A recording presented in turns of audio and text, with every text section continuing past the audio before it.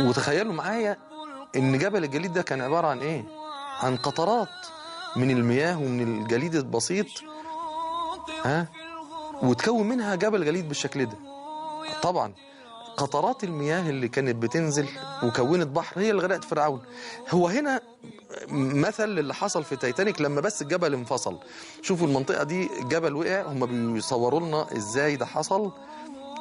تخيلوا يا اخواني ان الحتة اللي وقعت ده اهي، شوفوا عملت موجة شكلها ازاي، عشان نتخيل بس سقوط الجبل في المية، ولسه بقى مشواره لما هيمشي. شوفوا هنا بينزلوا السفينة وكلهم فرح وكلهم سرور، ولكنهم كلهم أيضا غرور.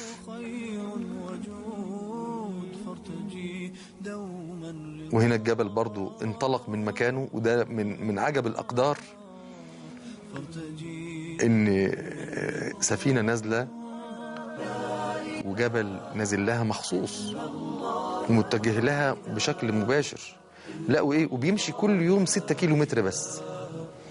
مشي في 3 سنوات المسافة المقدرة ليه عشان يتقابل معاها في ثانية واحدة وينهي مهمته.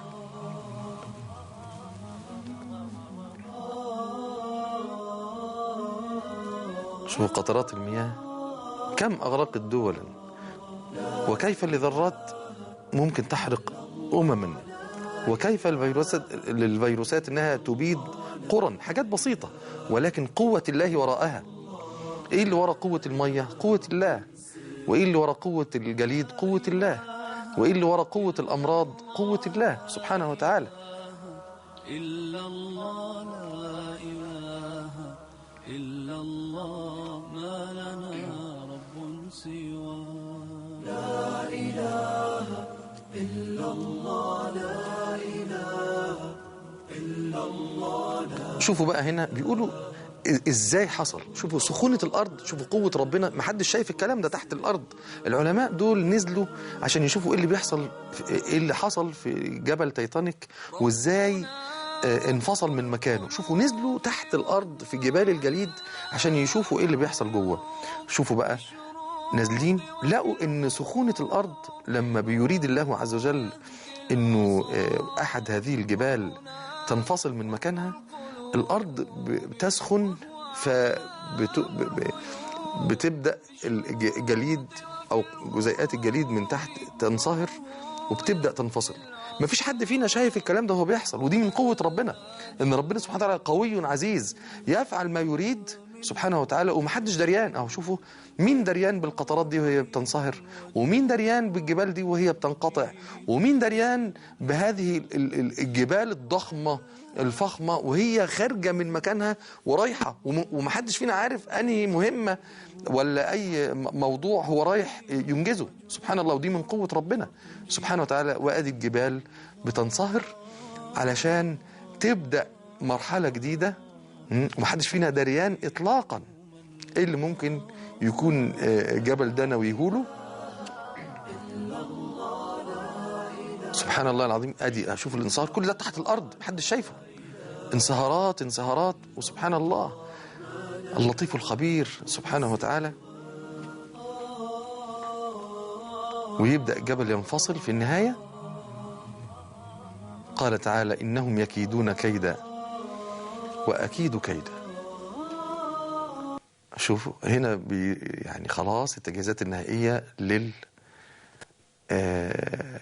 للسفينة بجمالها وحسنها،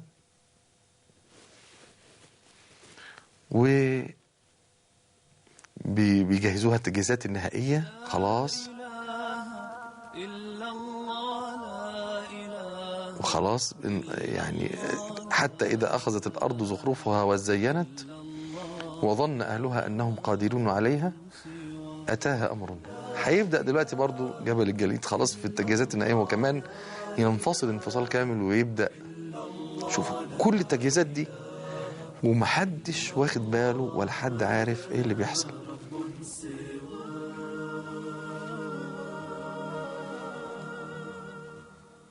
ربنا رب القلوب الجبال دي كلها بتعبد ربنا. انتوا عارفين يا اخواني ان الجبال بتغير على ربنا، بتغار على الله. لما قال النصارى أن لله ولد، قال الله عز وجل: لقد جئتم شيئا إدا تكاد السماوات يتفطرن منه وتنشق الأرض وتخر الجبال هدا أن دعوا للرحمن ولدا وما ينبغي للرحمن أن يتخذ ولدا.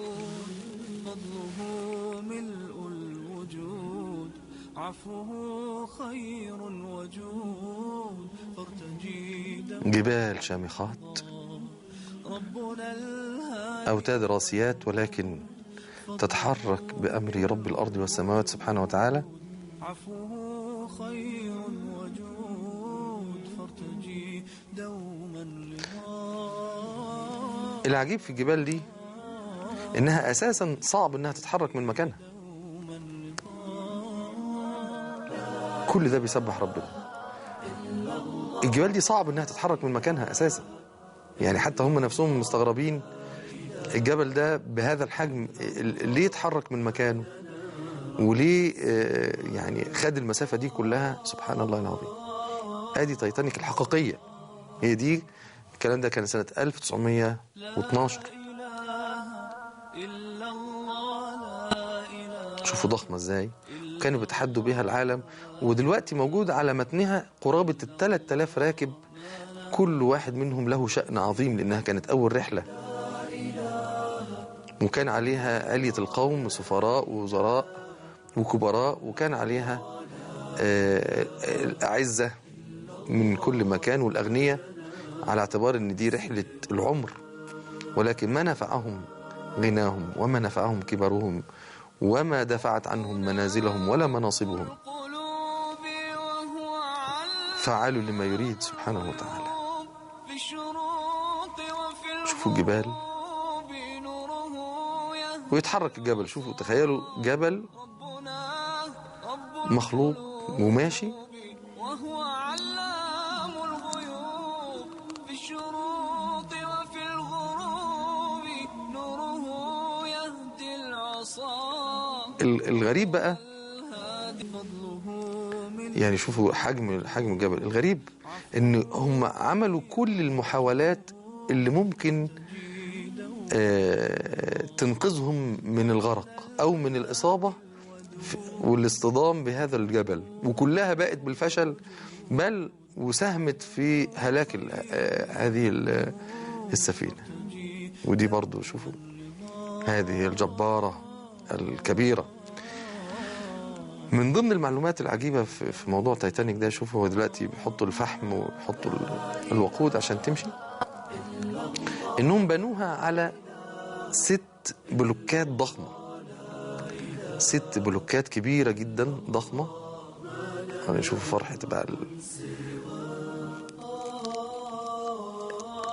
البلوكات دي. مش ممكن هذه السفينة تغرق لو بلوك منهم ثقب، مش ممكن تغرق. بلوكين مش ممكن تغرق.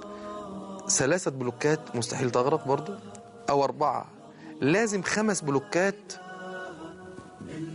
هم اللي يتكسروا علشان هذه السفينة تغرق. شوفوا الجبل من تحت، سبحان الله العظيم.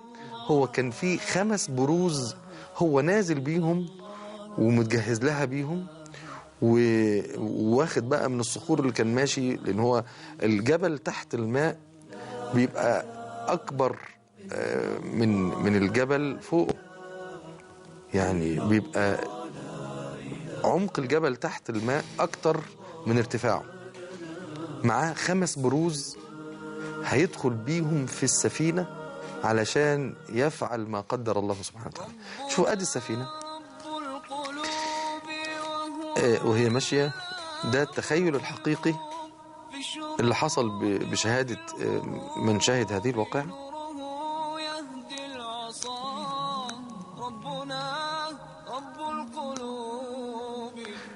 شوفوا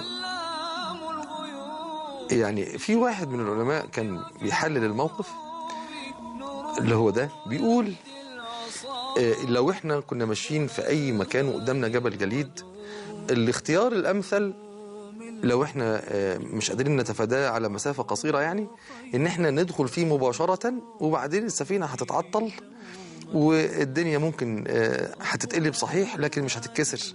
السفينة مش هتتكسر، ممكن الناس يشوفوا هي ضخمة قد ايه،